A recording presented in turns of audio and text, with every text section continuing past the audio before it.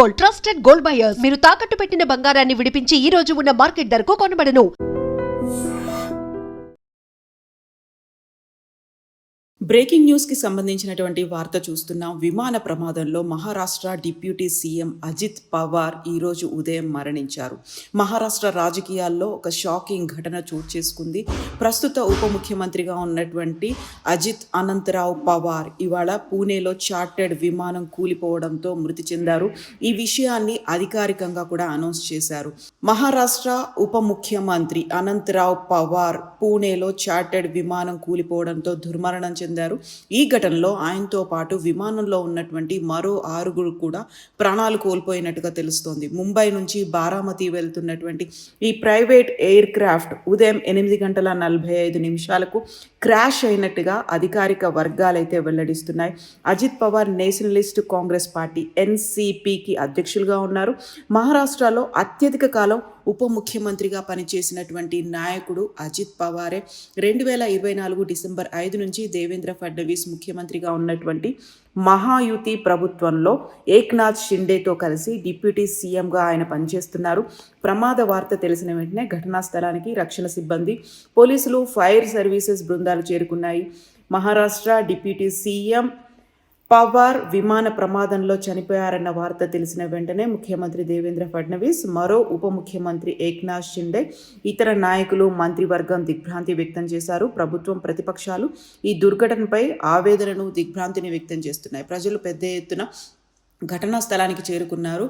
బారామతి నియోజకవర్గం నుంచి బలమైన బేస్ ఉన్నటువంటి అజిత్ పవార్ శరద్ పవార్కి అన్నయ్య కుమారుడు. రాజకీయంగా చాలా శక్తివంతమైనటువంటి వ్యక్తిగా ఎదిగారు. ఆయన మరణంతో మహారాష్ట్ర రాజకీయాల్లో భారీ లోటు ఏర్పడింది అనేది భావిస్తున్నారు. ఇన్ని దాదాగా పిలుస్తూ ఉంటారు. మహారాష్ట్ర రాజకీయాల్లో దాదాగా పేర్పడినటువంటి మామ శరద్ పవార్ నుంచి రాజకీయంగా మెలకువలు నేర్చుకున్నారు. మహారాష్ట్ర రాజకీయాల్లో అతి కీలకంగా ఉన్నారు. డిప్యూటీ సీఎంగా సుదీర్ఘకాలం పనిచేసినటువంటి దాదా ఇలా నిష్క్రమించడము అనేది కోలుకోలేని దెబ్బగా భావిస్తున్నారు.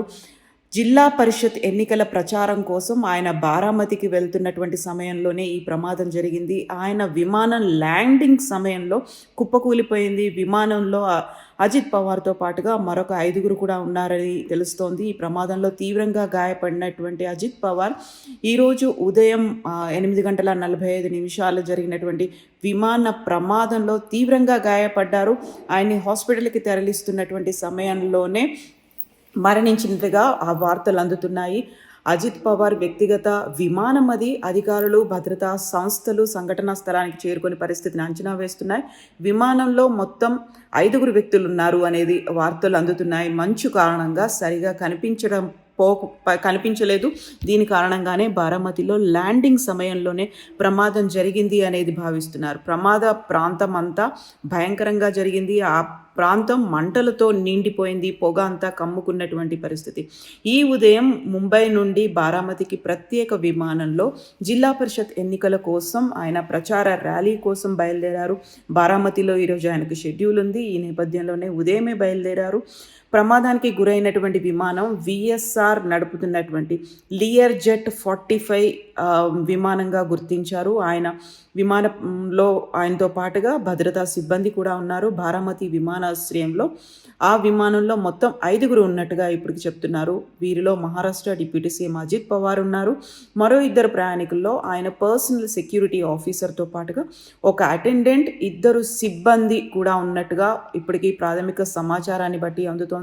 విమాన ప్రమాదం నుంచి ఎవరు బయట పడలేదు అనేటువంటి అధికారిక వార్త కూడా అందుతోంది.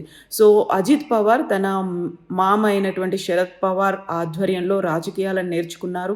4 దశాబ్దాలకు పైగా మహారాష్ట్ర రాజకీయాల్లో ప్రముఖ వ్యక్తిగా ఉన్నారు అజిత్ పవార్. ఆయన రాష్ట్రానికి 8వ ఉప ముఖ్యమంత్రిగా పనిచేశారు. వివిధ ప్రభుత్వాల్లో మంత్రిగా కూడా పనిచేశారు.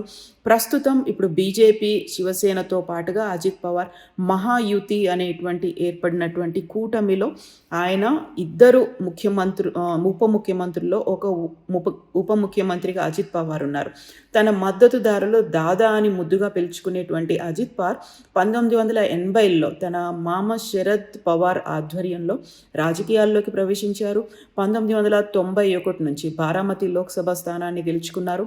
అలా తన మొదటి ఎన్నికల్లో విజయాన్ని సాధించారు. తర్వాత కొద్ది కాలానికే తను లోక్సభ స్థానానికి రాజీనామా చేసి శరద్ పవార్కి అవకాశం కల్పించారు. ఆ తర్వాత జరిగినటువంటి ఉప ఎన్నికల్లో శరద్ పవార్ గెలిచారు. అప్పటి ప్రధానమంత్రి పివి నరసింహారావు ఆధ్వర్యంలో రక్షణ శాఖ మంత్రి అయ్యారు. ఆ తర్వాత అదే సంవత్సరం అంటే 1991లో అజిత్ పవార్ తన కుటుంబానికి బలమైన కోట అయినటువంటి బారామతి అసెంబ్లీ స్థానం నుంచి పోటీ చేశారు. ఎమ్మెల్యేగా ఎన్నికయ్యారు. ఆయనకి ఇప్పటికీ 7 సార్లు అదే బారామతి నియోజకవర్గం నుంచి ఎమ్మెల్యేగా ప్రాతినిధ్యం వహించారు. 2019లో జరిగినటువంటి అసెంబ్లీ ఎన్నికల్లో 1,65,000 ఓట్ల మెజారిటీతో ఘన విజయం సాధించినటువంటి దాదా ఇప్పుడు దూరమైపోయారు, కనుమరుగైపోయారు. హఠాన్ మరణం అనేసరికి అక్కడ మహారాష్ట్ర రాజకీయాల్లో ఒక కుదుపు అనేది ఏర్పడింది. అజిత్ పవార్ లేని లోటు అనేది. సో దాదా అభిమానులైతే ఇలాంటి ఒక ముఖ్యమంత్రి అజిత్ పవార్ ఇప్పటిదాకా వివిధ శాఖల్లో పనిచేశారు. డిప్యూటీ సీఎం అయినప్పటికీ కూడా ఆయన్ని ముఖ్యమంత్రిగా ఊహించుకున్నారు. అలాంటి ముఖ్యమంత్రి లేరు అనేటువంటి ఒక భావన ప్రజల్లో ఉండాలి, అభిమానుల్లో ఉండాలి అని భావించారు. భవిష్యత్తులో ఆయన ప్రధానమంత్రి అవుతారని కూడా భావించినప్పటికీ డిప్యూటీ సీఎం ప్రయాణిస్తున్నటువంటి విమానం క్రాష్ ల్యాండింగ్ జరగడం, అఘోర విమాన ప్రమాదంలో ఆయన మరణించడము అనేది ఇప్పటికీ తేలుకోలేని విషయంగా ఒక బ్రేకింగ్ న్యూస్గా వాళ్ళు చూస్తున్నారు. అనుకోని ప్రయాణం, తను ప్రాతినిధ్యం వహించినటువంటి ఒక కంచు కోటగా భావిస్తున్నటువంటి బారామతిలోనే ఆయన విమానం ప్రమాదానికి గురి కావడం, ఆ విమాన ప్రమాదంలో ఆయన మరణించడము అనేది ఒక కోలుకోలేని వార్తగా చూస్తున్నారు. సో అఫీషియల్గా అయితే అనౌన్స్ చేశారు డిప్యూటీ సీఎం 5 మరణించారు అనేటువంటి వార్త అఫీషియల్గా అయితే అందుతోంది. నిజంగా ప్రస్తుతం ఉన్నటువంటి సమాజం బాయ్ అనిల్ పై కళ్ళ ముందు పెళ్ళండుకోండి